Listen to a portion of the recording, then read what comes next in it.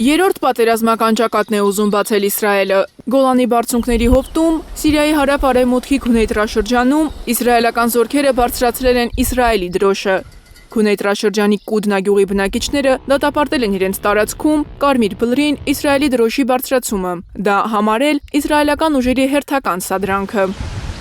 Տեղացիները նաև պատմել են, որ նահանգի ծայրամասերից լուրեր են ստանում, թե իսրայելական ուժերը 15 բնակելի տուն են քանդել, պատճառաբանելով, որ այդ տները մոտ էին իսրայելական ռազմական բազային։ Գյուղում արդեն 4 մարդ համարվում է անհետ կորած։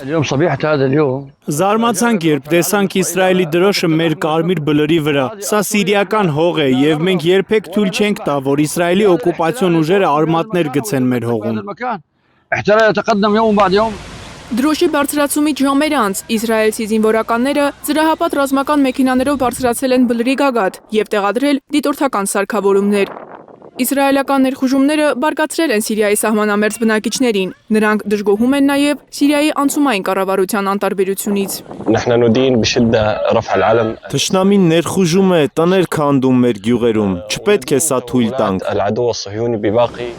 Իսրայելական ուժերը ներխուժել են նաև սիրիական Բեյթ Ջան գյուղ, ձերբակալել մի քանի սիրիացիների, իրենց պետության դեմ ահաբեկչական գործողություններին մասնակցելու մեղադրանքով։ Տեղական լրատվամիջոցների պնդմամբ, սա վերջին տարիներին իսրայելական բանակի ամենախորը ներխուժումն է, որն անշուշտ մեծացնելու է ռազմական նոր բախման վտանգը։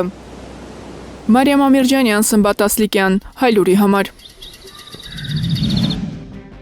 Հայաստանում եւ աշխարհում տեղի ունեցող իրադարձությունների մասին առաջինն իմանալու համար բաժանորդագրվեք մեր ալիքին, սեղմեք զանգակը, որ բաց չթողնեք ամենահրատապը, ամենակարևորն ու հետաքրքիրը։